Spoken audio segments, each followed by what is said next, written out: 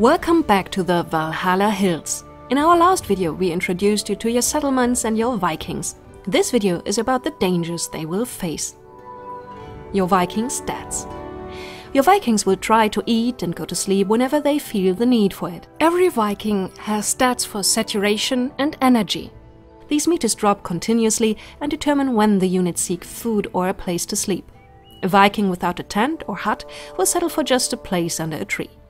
Preferably at night, because Valhalla Hills has a day-night rhythm, but at low energy a Viking will even lay down during the day. Sleeping in a hut is safer and more efficient though. The third status bar reflects the honor that a Viking has gathered. Every Viking receives honor by completing tasks like the construction of a building. Everyone who helped here gets points. The most honor is of course gained by defeating enemies in battle. Furthermore, the total won honor of each island is listed at the starting monolith. With every new island it is reset. Not so with the personal honor of every single unit. It stays untouched even when changing to a new island, since the Vikings are practically immortal after Valhalla closed its gates. Even if Carla here should fall in battle, she'll be back on the next island and may take another job for recovery.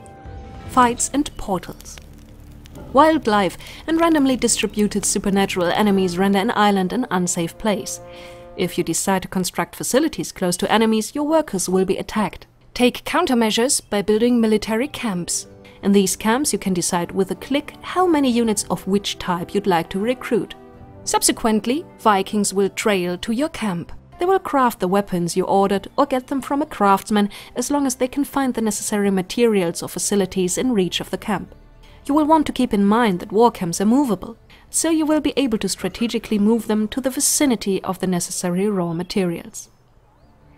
Beer is the ultimate means to strengthen your soldiers for battle, so it pays off to temporarily put your war camp next to a brewery. When going into battle, you simply move the camp closer to your enemies. The soldiers will automatically attack when they see an enemy. Even ordinary workers will go to war if it becomes necessary, but they also tend to run away and are not nearly as powerful as armed troops. You do not control your troops' movement directly, but you are able to intervene by drawing paths or by triggering a retreat by moving your camp once again. Each island possesses a main portal that will spawn randomly generated enemies. The mission goal is to capture this portal. In later missions there will also be secondary portals that don't have to be captured, but you will gain honor in doing so. As soon as you activate the portal, enemies will emerge to attack your Vikings when they move within reach. Of course you can directly attack with your soldiers. Alternatively, you can also build a shrine to sacrifice randomly determined resources such as fish, bread or beer to appease some of the supernatural enemies, which will then refrain from leaving the portal altogether. Once all the enemies from the portal are either defeated or placated, you have beaten the current island and are one step closer to Valhalla. You may also choose to stay on that island a little longer, as new options and possibilities are unlocked using different mechanics. Some determined by how many islands you have conquered, others are unlocked through certain encounters with wildlife creatures, and some depend on the time you have played.